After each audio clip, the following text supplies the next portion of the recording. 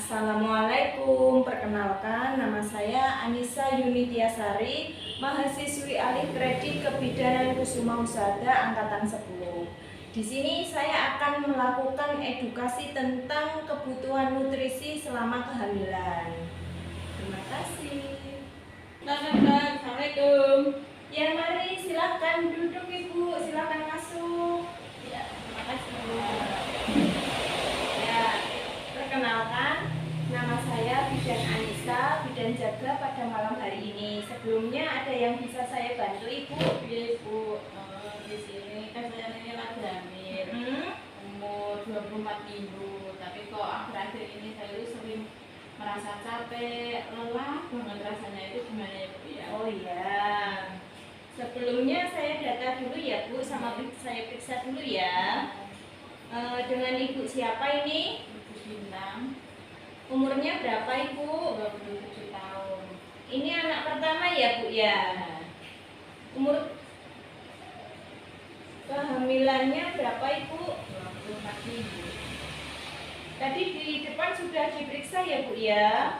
Tensinya bagus, 110, nadinya 80, suhunya 36 derajat Celcius, nafas 24 kali per menit. Gini Ibu, ingin nanti sesuai dengan keluhan Ibu saat ini, nanti saya akan memberikan tentang nutrisi selama kehamilan. Apa Ibu sudah pernah dengar? Ya, sudah pernah sedikit-sedikit. Oh ya, di sini nanti saya akan jelaskan lagi ya Ibu ya. Jadi gini Ibu, kenapa selama kehamilan itu perlu memenuhi kebutuhan nutrisi pada ibu hamil. Itu sangat penting ya Ibu ya untuk pertumbuhan janin dan ibu, terutama untuk pertumbuhan besarnya organ kandungan, terus perubahan komposisi dan metabolisme tubuh ibu. Kemudian prinsip pemenuhan gizi ibu hamil sendiri itu yaitu dengan gizi seimbang yang terdiri dari karbohidrat, protein, lemak, vitamin, dan mineral. Kemudian untuk kecukupan energi sendiri selama kehamilan yaitu pertumbuhan energinya sekitar 300 kalori. Kebutuhannya sehari itu 300 kalori per hari atau 15%.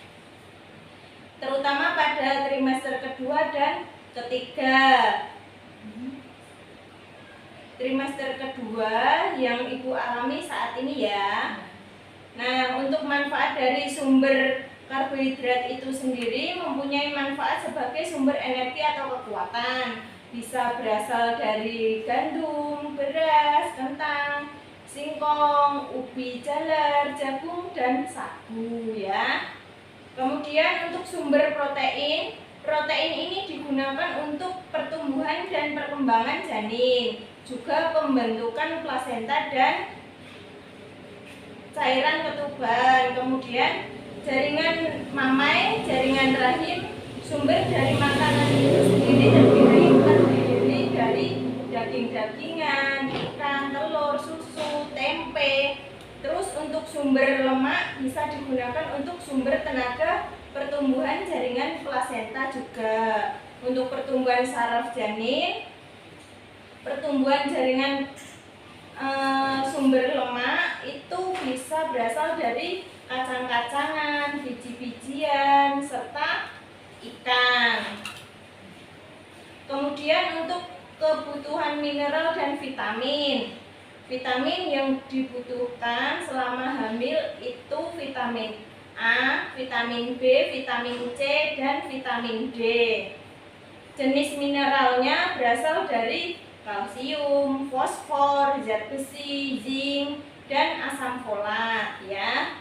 Kemudian kebutuhan pemenuhan cairan pada ibu hamil itu sekitar 2,5 sampai 3 liter per hari. Pemenuhan cairan itu untuk mencegah dehidrasi ya Bu ya, dan pencegahan sembelit. Jadi kalau kekurangan cairan nanti bisa sembelit ya. Misalnya terjadi kekurangan zat besi yang seperti saya jelaskan tadi, bisa berakibat bayi lahir prematur, kemudian bayi lahir meninggal atau keguguran, cacat bawaan, dan bisa juga berat bayi lahir rendah. Itu tadi efeknya bagi janin ya. Nah, kalau bagi ibu, bila kekurangan nutrisi pada ibu hamil bisa menyebabkan anemia, penurunan daya tahan tubuh, terus perdarahan selama kehamilan dan persalinan. Kemudian misalnya ibu belanja di pasar, ibu harus memilih sayuran yang segar-segar ya Bu ya. Terus kalau masak sayur, kalau sayurnya sudah dipotong-potong, jangan direndam air terlalu lama. Nanti vitaminnya bisa hilang. Kemudian menggunakan peralatan masak yang bersih. Kemudian kalau masak sayur jangan direbus terlalu lama. Nanti vitaminnya juga bisa hilang. Terus kalau memasak daging atau ikan dipastikan harus benar-benar matang. Terus kalau sudah selesai dimasak, jangan disajikan di wadah plastik pas panas, nanti bisa berbahaya ya. Kemudian jangan menghangatkan makanan berkali-kali. Kandungan vitaminnya sudah hilang nanti kalau dipanaskan berkali-kali.